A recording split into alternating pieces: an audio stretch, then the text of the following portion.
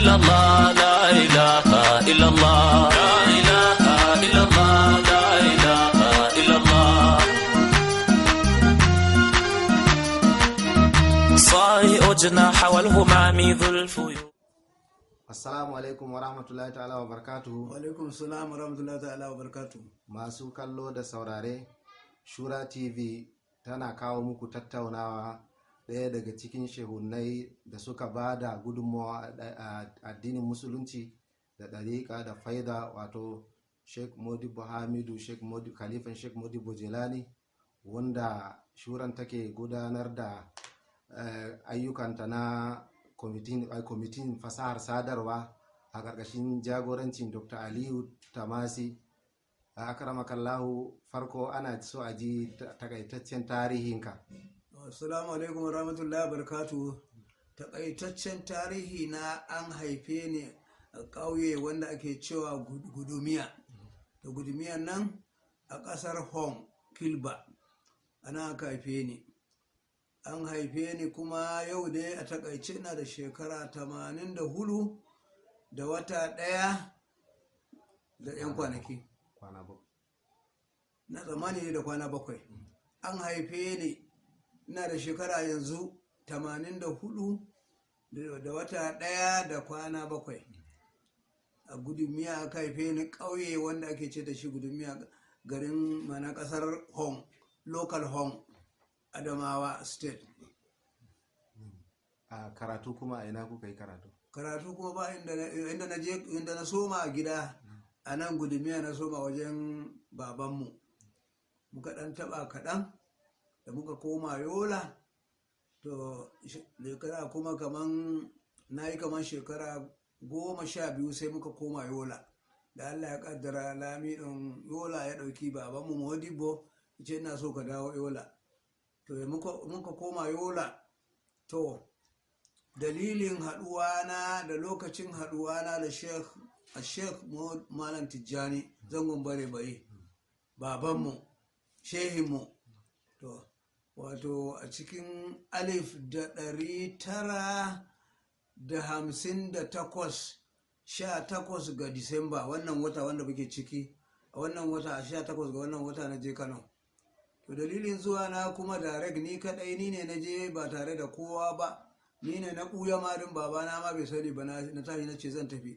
To dalili 1953 na zo zuwan Shehu Ibrahim na farko ba na biyu, amma na farko inda ya bayyana mutane suka gan shi. To na zo a lokacin tare da Modibo.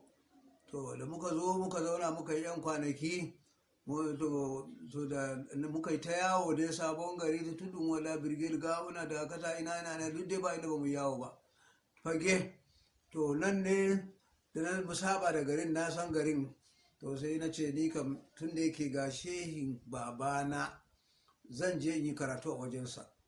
To a lokacin sai ni na tashi ni kadai, amma a Gudumiya nake a lokacin, na ba Yola ba. To sai na ɓuya na tashi na tafi ranar Alhamis, na tafi Kano. Na ce zan je insha Allahu zan zauna a gidan Shehu Malam Tijjani. To da na je muka kwana a hanya, safiyar Juma'a karfe 10 muka isa Kano Fage. Muka sauka nan, na kama da kafa har kofar gidan shehi. To amma lokacin ban san gidansa ba, sai na je akwai wata yata tana nan tana abinci a 'yan awaki. To sai na je na ce to bari in samu, don jatumata ta ce akwai yar kanwata tana nan, in ka je ka neme ta, ga 'yan awaki aka ce take, tana sai da abinci. To sai na ce to shikenan zan yi kokari, na dauki dan akwati na rike da akwati na kacir har zuwa wajenta. To na je na leka da na dare tana sai da tuwo, da na ganta sai na zo na zauna kusa da ita. Ta ce waye wannan kuma, wanda bai zo kawai shikenan ka zo ka zauna, ni na ganta ta yi kama da jatumata, da ganinta dai na san yar uwata ce. To shikenan na zauna. To anan na yi 'yan kwanaki ina neman gidan shehu. To sai Allah ya sa aka sadar da ni da shehu, aka ce to an sadar da ni da shehu. To na ce ga ni na zo daga ina ne, daga Adamawa, dan waye ne, ni dan Modibo Jelani ne. Modibo Jelani mutum ina ne, ai kwarai, don lokacin da Shehu Ibrahim ya zo ya haɗa ni da Modibo Jelani.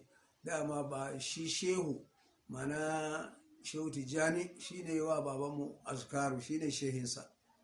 To Modibo ji labari na je na ɓuya na tafi Kano, ya yi fushi yana ta magana. To akwai wani mutum mai sai da littafi da ya zo sai ya tadda ni inda yake sauka, kuma gidan Shehu Man Tijjani yake sauka, sai ya tadda ni a wurin, ya ce to a nan kake? To Modibo ya yi fushi ka tafi, na ci kaza kaza. To da ya koma ya gaya masa ga inda, ce a shi kenan, ya zo wajen shehi na ba wani damuwa, na yafe masa ya zauna ya yi ta karatu, tunda ni ma shehi na ne. To amma da wani gusin ce dawo, amma tunda yake gaban shehi na ya je, to shi kenan, to muka zauna da shehu nan. Wace gudunmawa shi Shehu Man Tijjani ya bada a wajen addinin musulunci, ɗaukaka addinin musulunci da kuma ɗariƙa da faida? To Shehu Man Tijjani ya bada gudunmawa ta addini, da karantar da mutane, da wa'azi, da tafsiri, da karanta hadisai irinsu, da kuma gaya wa mutane, da faɗakar da mutane sun yi wani abu ba daidai ba, ya kira su ya ce to kar ku yi haka, ba daidai ba ne. Shehu Man Tijjani han ga muku tukuna, Shehu Man Tijjani mutum ne kyakkyawa, mai kyau, mutum ne mai iya sa sutura, mutum ne mai iya sa rawani, duk dai komi na sa a jiki, to insha Allah ba za a fi shi ba. Ga in ya yi magana sa kyakkyawa, fiskarsa kyakkyawa, komi nashi. To saboda haka yana da haiba a wajen mutane, ko da kira ya fito ya leƙa ƙofar gida, in ya leƙo ya ce ina wane, to sai ya koma ya zauna kawai, mutane za su dinga wane ina wane ina wane ina wane ina wane, kowa. To Allah ya bashi haiba, ya bashi kwarjini daga mutane, a cikin malamai da wajen sarakuna da wajen masu harka, masu kuɗi, duk dai in ya fito shi, to lallai an san Man Tijjani ne. To saboda haka mun kuma ya zauna da mu zama ta alheri, ya koya mana, yana mana wani lokaci dan tambihi. To saboda haka wato mu kan Shehu malam ba abin da za mu ce sai dai Allah ya kara masa yarda. Wani irin zama ya yi da almajiransa? To zama da yi da almajiransa, na san almajiransa yan kaɗan a ciki da muridai, amma ɗan kaɗan zan taɓa don suna da yawa. To in na faɗa zan gaya muku zama da yi tare da su. Wato almajiransa dai, babba dai Malam Lawan Babba, ƙaninsa Malam Sule Kila ɗin nan, Kila ta gabar da Kano, na biyu kenan surukinsa. Malam Sani Mai Ɗamara, shi ma surukinsa ne. Malam Lawan Tela, mana wanda yake gidansa kusa da Shehu Man Tijjani. Malam Abdulhamidi Bichi, almajiransa ne, babban daga cikin almajiransa. Malam Ali Alƙadi na Azare, to shi ma daga babba ne daga cikin almajiransa. To akwai Malam Ibrahim ɗan umma, ƙaninsa, ƙanin Shehu Man Tijjani ɗin, ƙaninsa. Malam Ismaila Khalifa, to Malam Ibrahim Inyas, Malam Sani Agege, akwai ƙaninsa Ɗahiru Adam, Malam Ɗahiru Adam ko Alhaji Ɗahiru Adam, wanda aka fi sani da Baba Impossible, to yana daga cikin almajiransa wanda suka zauna a gabansa suka yi karatu. Sai Malam Lawan Jos, Malam Lawan Jos abokina yana nan shi ma a Jos yanzu, to shi ma ya yi karatu, shi ne yake wa Shehu rubutu na wasiƙa. Malam Ismaila Khalifa da Malam Lawan Jos su ne masu rubuta shehi mana wasiƙa, inda zai a tura wasiƙa wajen wani, ce Malam Ismaila ga abin da nake so ka rubuta, ko kuma Malam Lawan Jos, don an rubuta an kawo sai ya duba ya ci kenan ya yi, in akwai gyaran da zai iya gyara, ce ku yi kaza a nan. To shi abin da na sani tare da su Malam Ismaila Khalifa da Malam Lawan Jos. Akwai ƙaninsa shi Malam Lawan Jos, Malam Sani Jos, wato shi ma ƙanin Malam Lawan Jos, to shi ma wanda ya zauna a gaban shehi ya yi karatu. Akwai ɗan baba, shi ma wanda ya zauna a gaban shehi ya yi karatu. Akwai Malam Usmanu Murattibu, yana nan. Akwai Muhammadu Barkun, akwai Malam Ibrahim Faki, akwai Hamidu Modibo Jelani Yola, ni kenan. akwai malam jelani yana nan, akwai alhaji umaru mai gidan baki yana nan, akwai alhaji sale guru yana nan, akwai ibrahim barkum yana nan, akwai alhaji sani mumini yana nan kanin shehuman tijjani din, akwai sunusi ya tafi daga nijar, akwai malam faruku, to akwai muridai dai sadiƙai, akwai alhaji waru, to yana daga cikin muridai sadiƙai masu hidima game da motoci, akwai alhaji ubalida, shi ma yana daga cikin masu hidima wanda shi yana son su kware da gaske, akwai alhaji hadiru, alhaji haliru, shi ma yana nan, to sadiki ne, shi yana son sa tun yana yaro, dan malam alhaji nasidi, alhaji haliru alhaji nasidi mai kwano, akwai alhaji sani, mana shi kuma yana mutumin alhaji uba, mutumin alhaji uba, to shi kuma mai tuka mota yana wani lokaci yana tuka motarsa da sauransu. Almajirai suna da yawa, kasan ba za a iya kirga su, waɗansu an manta, waɗansu kowa ya tafi garinsu, to saboda haka abinda na sani daga cikin almajiransa. Kamar shekara nawa kuka yi a wajensa? Akalla ne a tagdiri zan yi shekara 7 kan ko 8. Kamar wasu littattafai kuma yake karantarwa a lokacin? Kowane littafi shehi yana karantarwa, ba wani su za a ce sai kaza sai kaza, sai dai wanda ba kawo ba. Yaushe ne haduwar shehi da shehu Ibrahim? Haduwar shehi da shehu Ibrahim wanda na sani a 1953. To a nan ne suka haɗu, man san wata ba kamance lokacin da shehu Ibrahim ya zo, da shehu Ibrahim ya fara zuwa tukuna shi kadai ya zo Kano, da ya zo dama ya haɗu da sarkin Kano Abdullahi Bayero, da suka haɗu to sai a Makka suka haɗu. To tarihin wannan ɗan takaitacce ne, ko in faɗa ko kuma in bari ko ya faɗa ko? To haɗuwarsa shehu Ibrahim ya haɗu da sarkin Kano Abdullahi Bayero, to da suka haɗu a Makka, to sai suka tattauna, to shi Abdullahi Bayero kuma ya ga mutane, ya ce ni dai abinda nake so, yana bici, yana hakimi a lokacin, sai ya ce ni kam dai abinda nake so a duniya na in samu in yi sarauta Kano, kuma in samu in je haji, kuma in samu in san wali wanda yake na zamani wanda babu kamarsa. To shi kenan sai to da Allah ya yi, sai sarki Usmanu ya rasu, sai aka ɗauko Abdullahi Bayero daga bici aka kawo aka sa shi, aka ba shi sarauta a Kano. Shi kenan shi kuma to ya ce to wannan Allah ya biya mini bukata ta guda ɗaya, amma dai yanzu sai ƙoƙari in je haji. To lokacin da ya zo zai je haji, kaga zai tafi haji, abinda ya saura dai ganin waliyi wanda yake na zamani, to shine zai saura, amma haji kam zaka tafi. Suka shirya mota da mai, suka sai sauki daga cikin mana mutanensa, fadawansa ko kuma a'a malaman da suke kusa da shi, to sai ya dauka. To sai da ya zo tafiya a cikin malaman ya ce to ni kace da abin da kake nema, ka samu sarauta, to kuma haji kuma za ka tafi, to amma in ka yi ɗawafi za ka ga wani mutum mai kama da kaza, mai kama da kaza, mai kama da kaza, to mutumin nan shine waliyin zamani wanda babu kamarsa. Shi fa a cikin fadawansa din, a cikin malaman da suke tare da shi, ka san baya rabuwa da malamai. To sai ya ce to shikenan. To da aka yi haka, to da ya je haji sai ya yi ɗawafi, da ya juya daga wajen ɗawafi, sai ga shehu Ibrahim a tsaye, da ya ga siffa wanda wancan din ya gaya masa, sai raga shehu Ibrahim da sai nuni ya ce kai anta kai ne kai, sai shehu Ibrahim ya ce ana, sai rungumi shehu Ibrahim ya rungume shi. To daga nan suka haɗu, ba su rabo har Madina, suka yi hajji suka gama. To sai shehu Ibrahim ya ce sarkin Kano ya ce ina so ka zo ƙasata. To shi ke na ce insha Allah ya samu sarari zai zo, ko da aka yi 'yan shekaru kaɗan, to sai shehu Ibrahim ya taso da shi, daga shi sai jakasa kawai ya rike, ba kowa, ya bi ta hanya dai, ba a tsawaita tarihi ba, a bi ta hanya yana kokari dai, ya shiga jirgin sama, ya zo Lagos, ya shiga motoci dai, to yanda yana da yawa. To amma da ya samu ya zo, sai wani ya ce masa in ka je a fage ka sauka, ko wanda yake saukar da baki, ka je wajensa ka ce ga abin da kake so.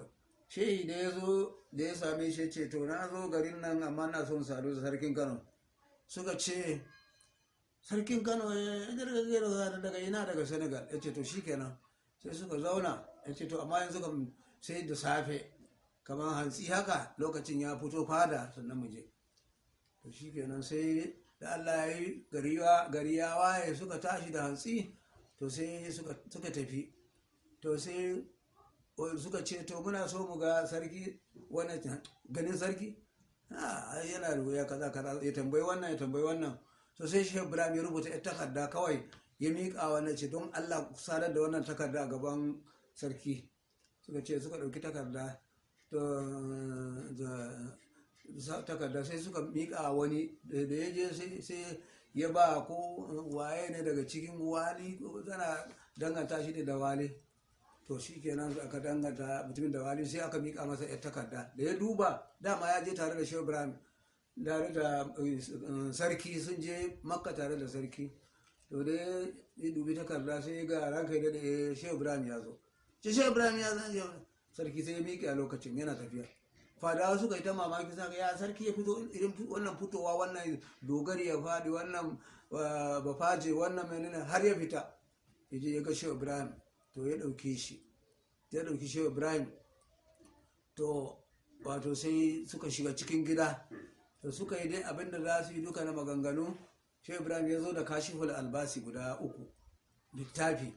To sai ya ba sarki ɗaya, ya ba malaman da suke tare da shi ɗaya, ya ba malaman cikin gari kuma guda ɗaya. Ya ce to shi kenan ku duba. To duk malamin da ya duba, in ya ga wannan wato kashiful albasi ko albasi, to wato sai ya ce kai wannan shine waliyin zamani, wannan shine babban wali, wannan shine babban wali. To haka, to sai shi ya yan kwanakin da ya ce to sai zai sake, sarki ya ce to ka sake dawowa, zan tara malaman jihar nan insha Allah su zo ka sadu da su sadu da kai, su san ka san su. To shikenan Shehu Ibrahim ya koma. To zuwansa na biyu din shine 1953. To Shehu Ibrahim ya zo, dama ya ce zai zo lokaci kaza. To a takaice dai Shehu Ibrahim ya zo 1953. To su muka je tare da Modibbo Kano din, saboda ganin an gayyace mu, sarki ya gayyaci duk babban malami da ya je ya ga Shehu Ibrahim. Shi kenan muka je 1953. To nan ne Shehu Modibbo Jelani ya sadu da Shehu Ibrahim. To ya ce kuma yana so ya samu askaru. To Modibbo ya ce to na baka askaru, amma wanda malaminka Shehu Man Tijjani shine malaminka. To shi yasa ne kuma daga lokacin kasa muna zuwa gidansa. To Modibbo Jelani da ya yi askaru ya gama, to shi kenan sai muka dawo.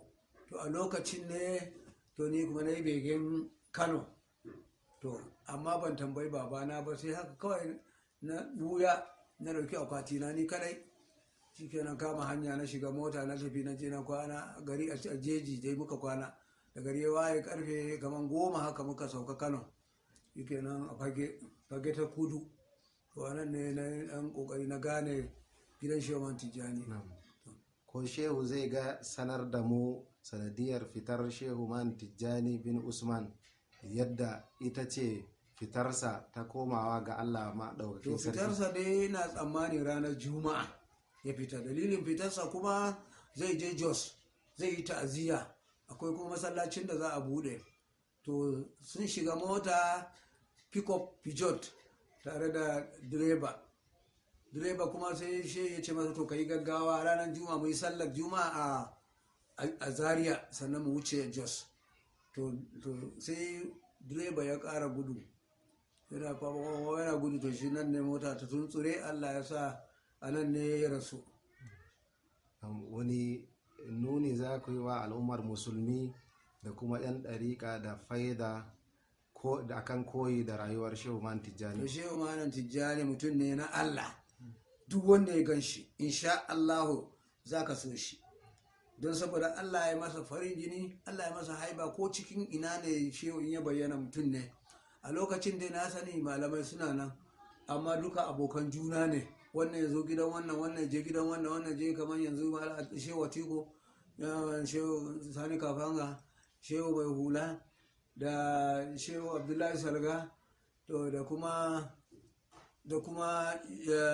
shehu goni mahiru da irinsu duk malaman shehu mahmud da dan gugu da makamancinsu dai da shehu ashiru bakin ruwa to da shehu mudi salga to shehu mudi salga kam yana daga cikin almajiransa ya yi karatu kam amma sai ya ce masa to wane abinda nake so ka dinga zuwa kana samun larabin nan kuma yadda ake larabi sai a samu katako karami a sa kasa a kai a dinga larabi ga na furu a in yi kaza in kaza ne kaza to shi kenan. amma alhaji mudi yana zuwa shi kuma mutum ne wanda yake mai farin jini a cikin Kano, yana da abokai mai farin jini, babansa kuma shehu salga to shine yawancin malamai sun yi karatu a wajensa, yana da daraja a wajen mutane to shi ma yana zuwa yana karatu a wajensa.